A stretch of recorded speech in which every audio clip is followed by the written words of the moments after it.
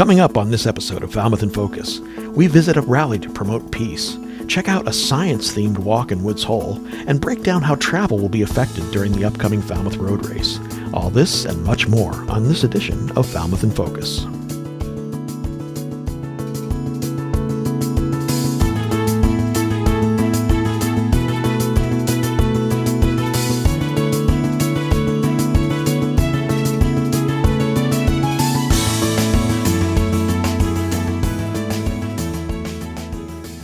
Hello and welcome to Falmouth in Focus, FCTV's current affairs program.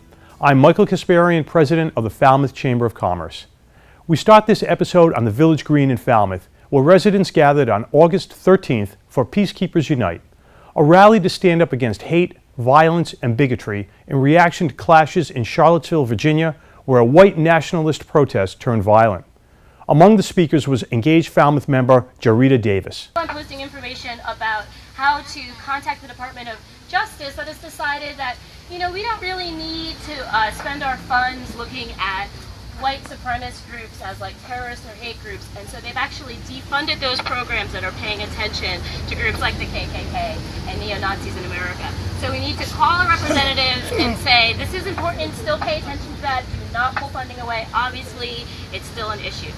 And I would like to close my little bit with something that I heard John Lewis say, Congressman John Lewis, on the Vineyard last Sunday. He was talking about voters' rights, and he said, listen, in America, we may have all come over on different ships, but we're in the same boat now. So we've got to stick together, we've got to be people, and that's what I'm feeling today.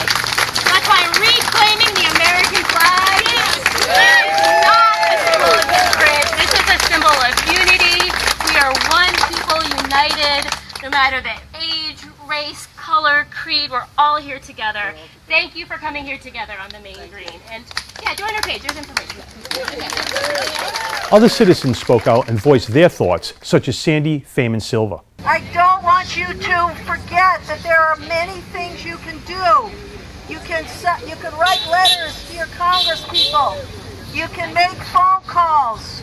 You can do grassroots standouts. You can gather signatures for some ballot questions in September.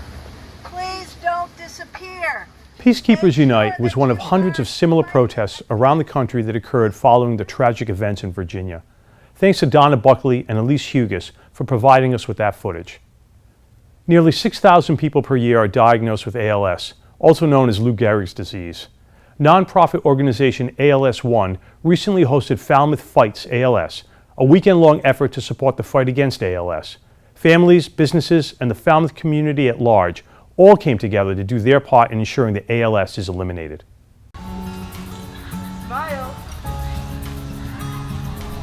Photographer Lee Geisecker photographs families as part of her Falmouth business, Vagabond View Photography. But this past weekend, she was capturing those special moments for a cause as part of Falmouth Fights ALS Weekend. And the idea was to do mini portrait sessions here at the beautiful museums on the green, who were kind enough to accommodate our schedule. We put a schedule out there for 3 days and 20-minute portrait sessions for $75, with 100% of that going to ALS One. But there are people in my life that have been struck by ALS. And when I heard that ALS One was talking about finding a cure and all of the research to finding a cure by 2020, I figured every single little bit helps. The weekend has become an annual event spearheaded by local resident Dana Penapinto, whose good friend Kevin Gosnell started the nonprofit ALS One after being diagnosed with the disease. Kevin passed away in 2016, but his legacy lives on. The goal of ALS One is to find a treatment or cure of the disease by 2020. Last year we had about 5 businesses involved, and this year we have over 20. And it was the Falmouth Village Association came together. They sent out a letter, asked businesses to get to communicate and to participate, and a number of them did, which is just, again, an amazing thing. Some business owners who helped fundraise were in attendance at one of the ALS Weekend events, a fitness class at Uptown Body, and all were asked why they wanted to be a part of this. ALS is such a horrific disease. It's touched so many lives. There's a local surgeon in town who recently passed away with 8 children, and it took so much talent away, and we want to make sure that research continues. man that I know, Wayne Holmes, owns Cape Business Systems, and he's done my cash registers and my scales for me for years, for about 15 years, and 2 years ago he was diagnosed with ALS. So for us, it was, a no-brainer to try to join on with everyone else. Our good friend Dana Panapinto pulled us right in. It didn't take much. It's a horrible disease, and we want to help. Community events were also a big part of the weekend. Headlines on Main Street had a cut-a-thon. There was a comedy night on Friday and a 5K on Saturday morning. There was even a Zumba class with a cappella group Hyannis Sound. The fundraising numbers aren't all in, but the impact, at least on all individuals involved, is huge.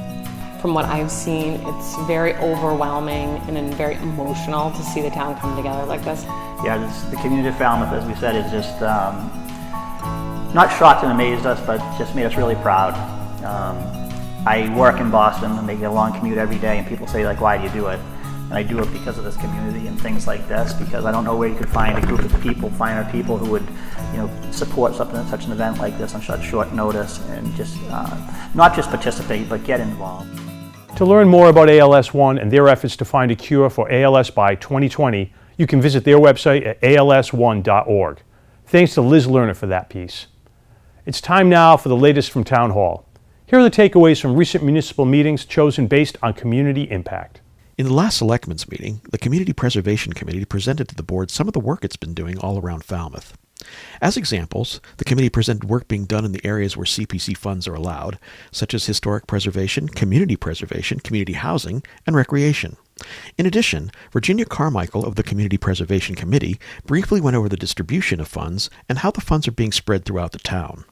CP funds may not be used to substitute for what should be ordinary town expenditures. They're meant to preserve and enhance the character and vitality of a community above and beyond what ordinary municipal budgeting allows. Thus, a separate committee, the CPC, recommends project funding to town meeting after project review, and if town meeting approves, the funds are appropriated. And to date, town meeting has approved all but one project, and we began in 2005. The Selectmen had no follow-up questions to the presentation and decided to make plans for a joint meeting including the Selectmen, CPC, and Planning Board.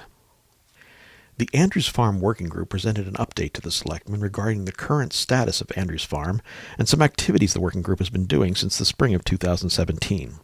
A brief overview of the farm was given, including some history, statistics, surveys, and how the farm is currently broken up into agricultural use and conservation land. The Selectmen recognized the amount of work being done by the Andrews Farm Working Group and stated that they will be hearing again from the group in the near future. We have no intention of letting that plow in this town seal in back of you rust. Terrific. Very well done. Very well done.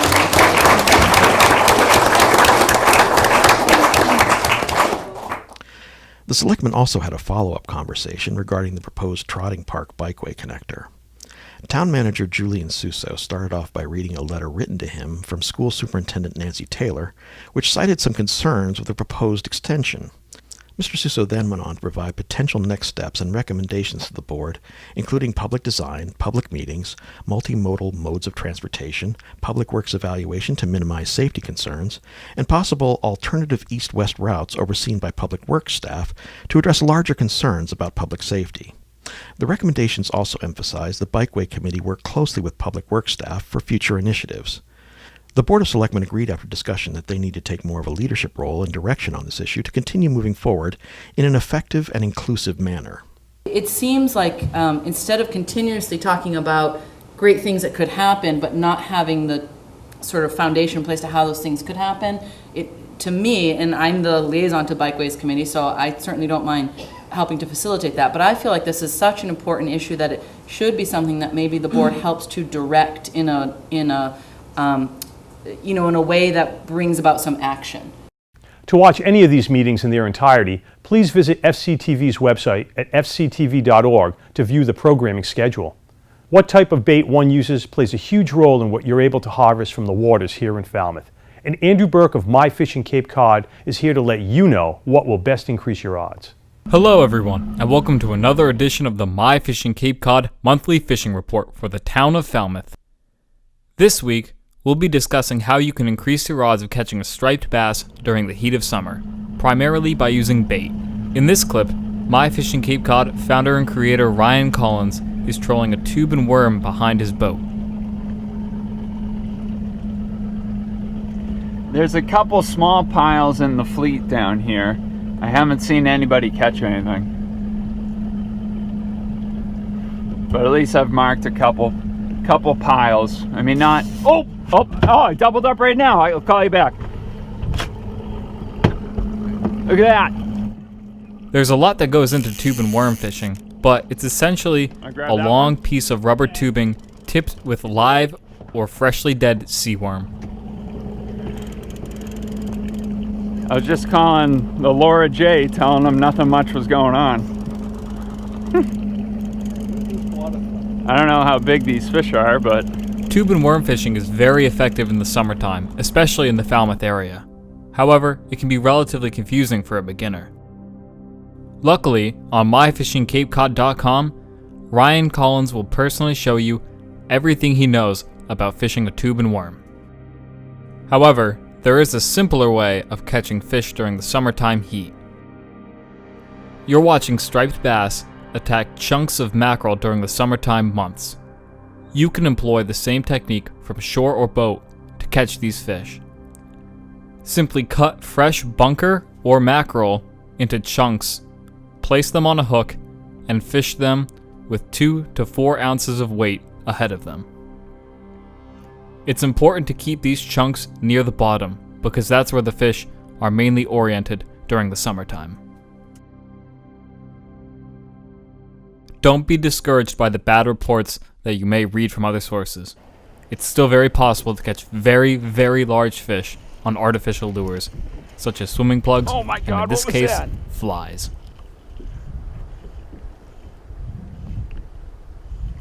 Oh, come on! Oh my God, it's a huge striper! It's a huge striper! Oh, look at that fish! Holy mackerel, look at this fish! Oh, what a fish! That was nuts! Oh boy, here we go. Here we go. Oh my goodness. Oh my goodness. Oh my gosh. We're gonna have to chase this guy down. Holy mackerel. Holy mackerel, look at this fly reel. Wow, that was a monster striper. This is the biggest fish I've ever hooked on the fly. No doubt about it. Oh my God.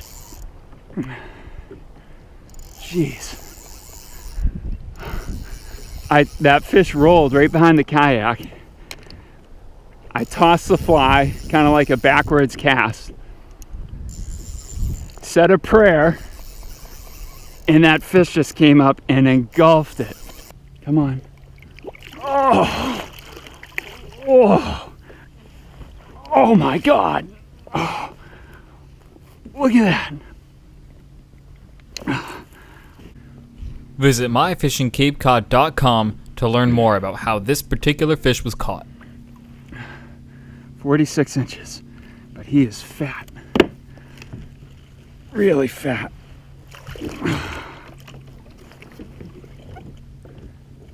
This is Andrew Burke of myfishingcapecod.com signing off. Until next time, everyone, tight lines and take care. Thanks to Ryan Collins of My Fishing Cape Cod for that submission. Right now, we're going to take a quick break to learn about an adoption success story from Friends of Falmouth Dogs. And when we come back, we'll take a stroll around Woods Hole, learn about a new student-run newspaper, and get a recap of the Falmouth Commodores' recently finished season. Stay with us.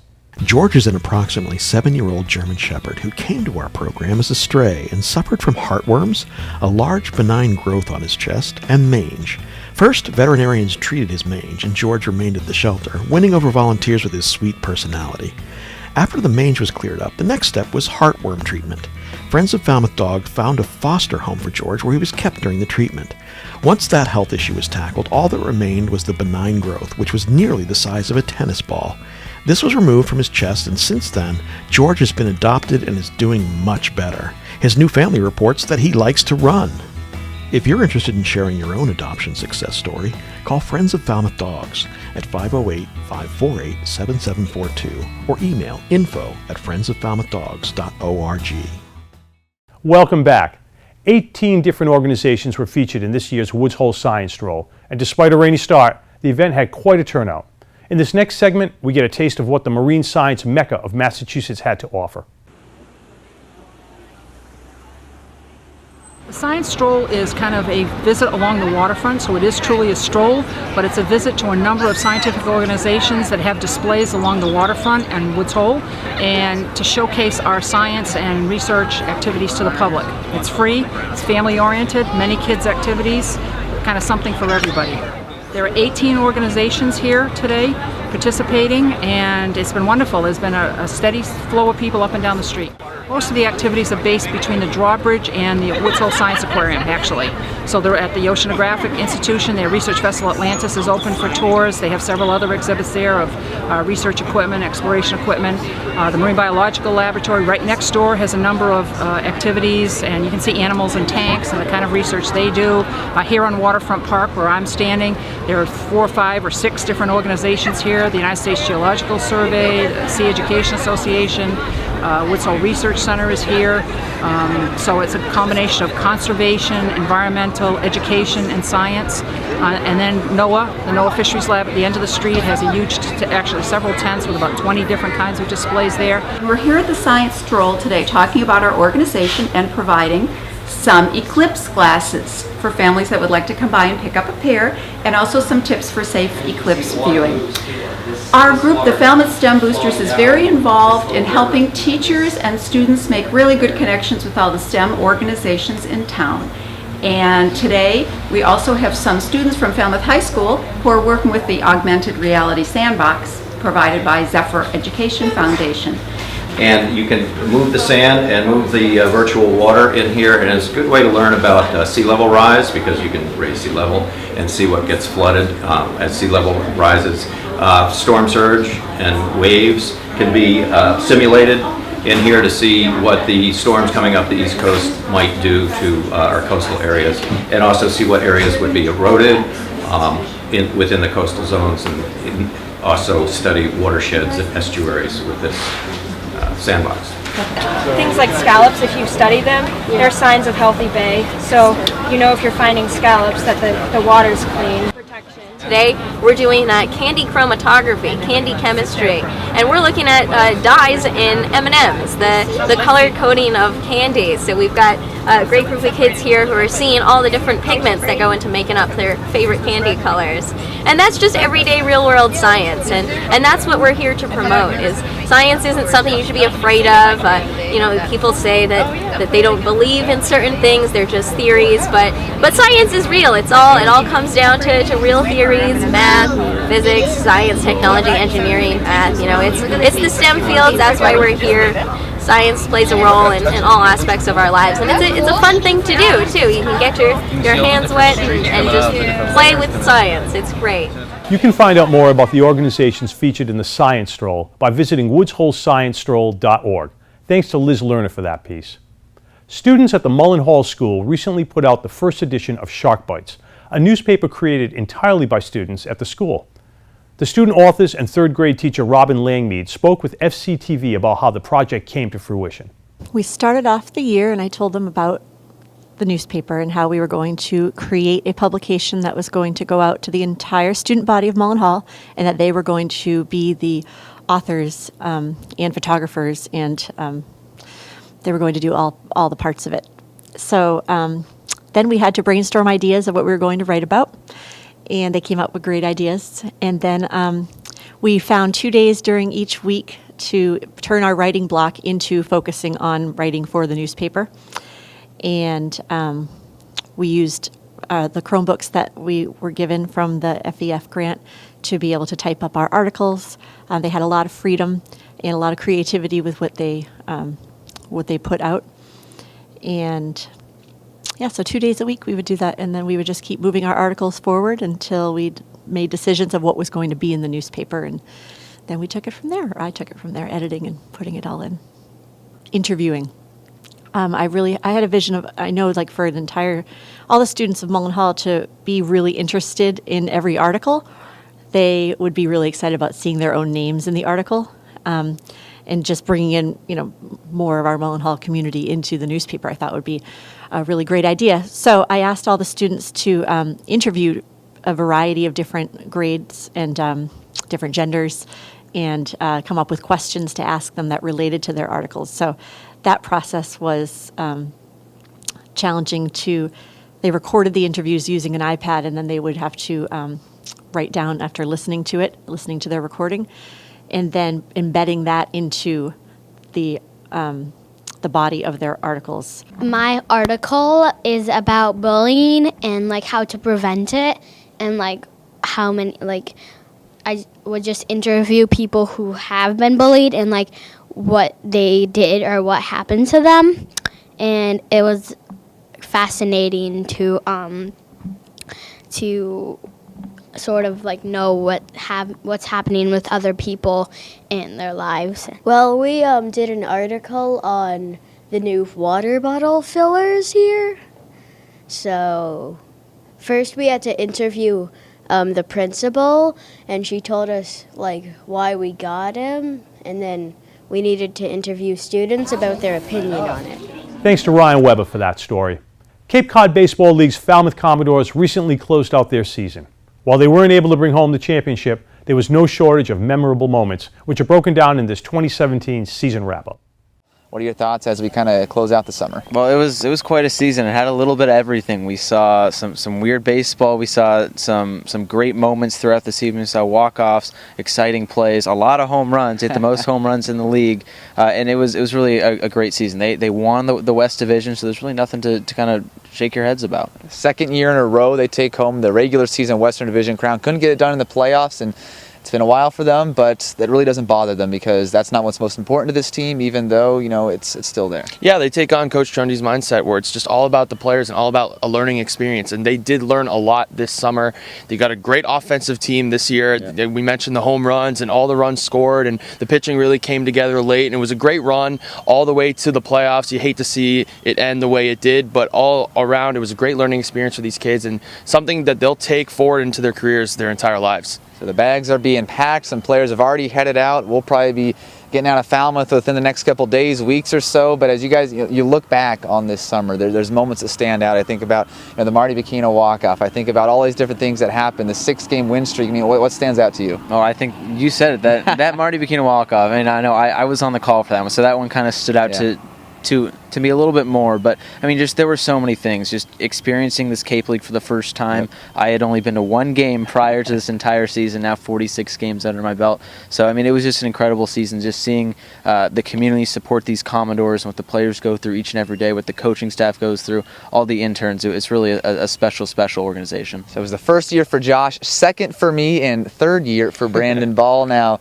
third season's under your belts. What stood out over the past couple of years? Well, over the last couple of years, we saw a kind of a growth in attendance. And I think the number one thing this year that I will take with me is the record-breaking attendance that we had a couple weeks ago. 3,145 people showed up to Gov Fuller Field. And it wasn't just like it was a big game. It was just a regular season game. And 3,000 people came out to see the Commodores play. And it was just such a great time, a great moment. And then Coach Trundy's 400th win. Just so many great moments on the Cape this summer for the Commodores. And over the last 3 years, I've seen some great baseball. I've seen some bad baseball, and I've seen some weird baseball too. So it was just a great 3 summers. Hopefully I can continue into next year. Who knows what happens. But yeah, it's just been great. This summer was so special for everybody involved. So who knows what will be happening next year, but for this summer, the Commodores finished with 24 wins.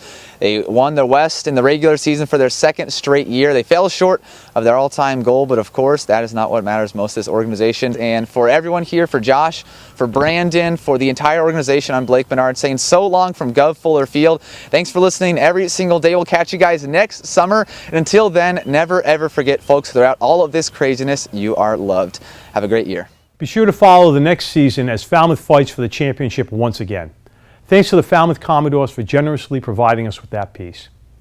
We're going to take another short break, and when we come back, we'll learn about how to best maneuver through Falmouth during the road race. Stay with us. Hello, my name is Michael Marinan. I'm here at the Falmouth Community TV showing my art in the month of August. I started painting after giving up construction, basically. Told me my back wasn't good, and so I started painting paintings. After one summer of spending a lot of time painting on linen, I found myself running out of linen, and the copper was lying on the table, so I just started painting on that. And since then, the copper pieces have been just as popular as the linen pieces. I try and paint things not from photographs or even places, just feelings, and then putting yourself there in that painting, either it's Falmouth Beach or a Truro Beach or even a Provincetown Beach. Anywhere on Cape Cod you can take these and make them your own. A lot of the pieces here just depict that, and serenity pieces. I think that's what you'll find here when you come and take a look.